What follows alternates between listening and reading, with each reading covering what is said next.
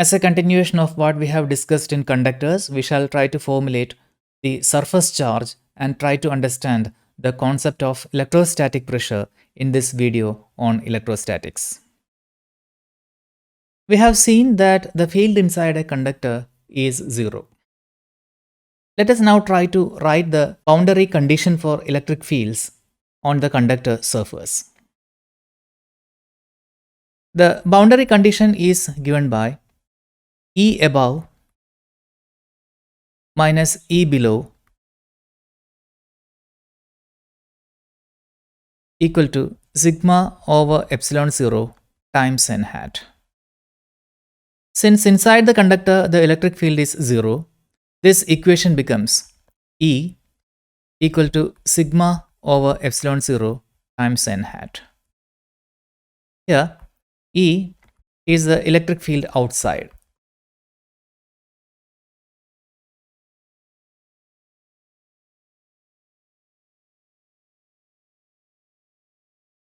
And this is consistent with our conclusion that the field is normal to the surface.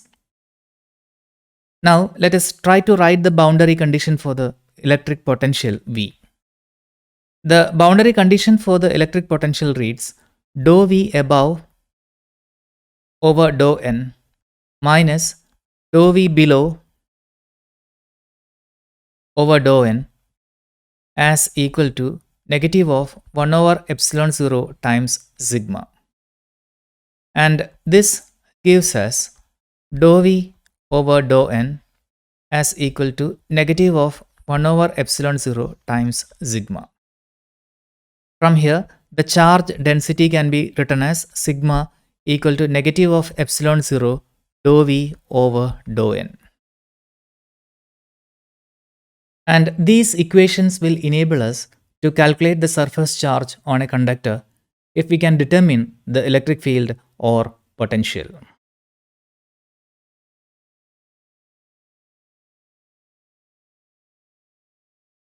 Now let us discuss about the concept known as electrostatic pressure. In the presence of an electric field, a surface charge will experience a force. The force per unit area is given by F equal to sigma times E average,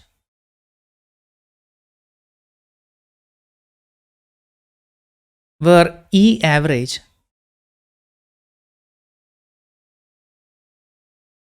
equal to E above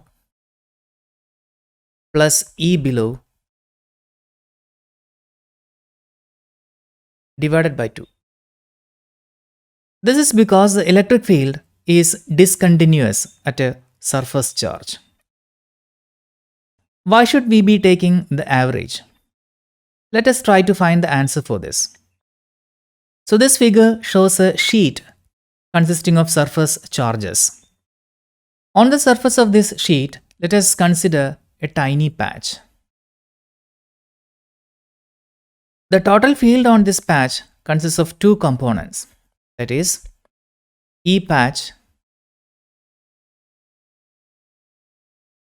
plus E others.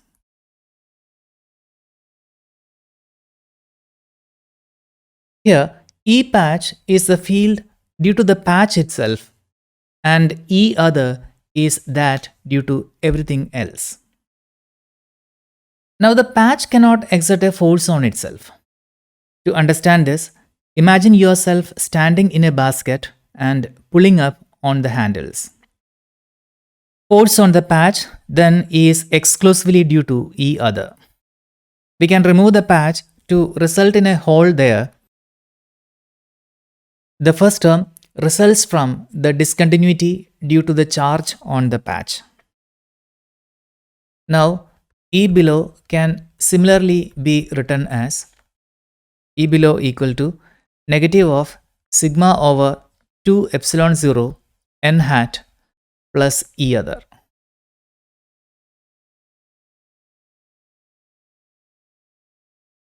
Hence, E other is equal to E above plus E below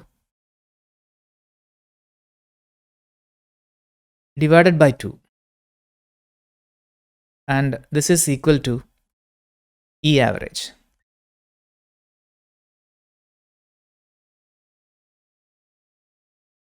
Now, for a conductor, the field is 0 inside and sigma over epsilon 0 n hat outside.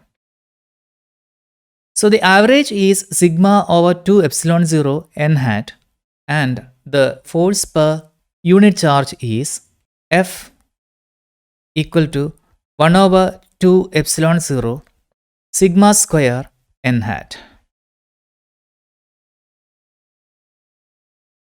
This amounts to an outward electrostatic pressure on the surface, tending to draw the conductor into the field regardless of the sign of sigma. Let us now try to express the pressure in terms of the field just outside the surface. Now the force is given by F equal to 1 over 2 epsilon 0 sigma square. And the electric field is equal to sigma over epsilon 0 times n hat, and E square is equal to sigma square over epsilon 0 square. When we take F over E square, this will be equal to 1 over 2 epsilon 0 sigma square times epsilon 0 square over sigma square, and this is equal to epsilon 0 divided by 2, or F, which is equal to the pressure, and this is given by epsilon 0 divided by 2 times E square.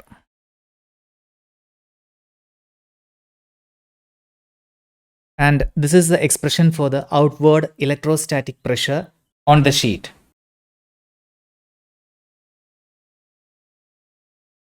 Problem 19. Two large metal plates, each of area A, are held on a small. Two large metal plates, each of area A, are held a small distance d apart. Suppose we put a charge q on each plate. What is the electrostatic pressure on the plates? We know that between the plates,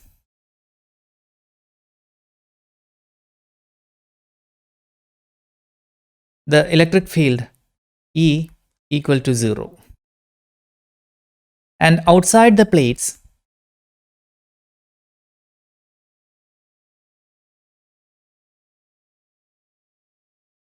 the electric field is given by sigma over epsilon 0, and this is equal to q times epsilon 0a. Therefore, the electrostatic pressure on these plates will be equal to epsilon 0 divided by 2 times E square, and this is equal to epsilon 0 divided by 2 q square divided by epsilon 0 square a square, and this is equal to q square over 2 epsilon 0 a square.